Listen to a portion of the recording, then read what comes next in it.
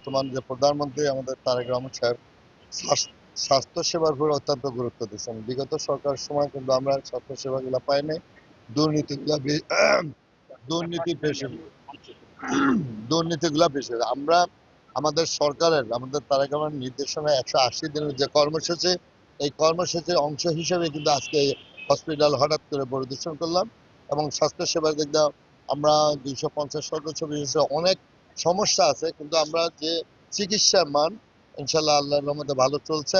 আমরা এটাই ওনাদের কাছ থেকে আশা করছি, মানুষের সেটাই চাচ্ছে এবং সেই 180 দিনের কর্মসূচির অংশ হিসেবে আমি আজকে এটা পরিদর্শন করলাম এবং সুন্দর আছে। অনিয়ম নাই, এখনো দেখতে পাচ্ছি না, আবার দেখবো। হ্যাঁ, না রোগের ভোগান্তি তাদের কাছে জিজ্ঞেস করলাম টাকা পয়সা নাই কিনা বা কোনো সমস্যা আছে কিনা। অনেক সমস্যা আছে, সেই সমস্যাগুলো আমরা এই জায়গা থেকে দূর করা যাবে না। এই জায়গার যে সমস্যা সেটা ওরা নিজেরাই দূর করছে এবং যতটুকু আছে সেগুলো সামনে করে নেবে।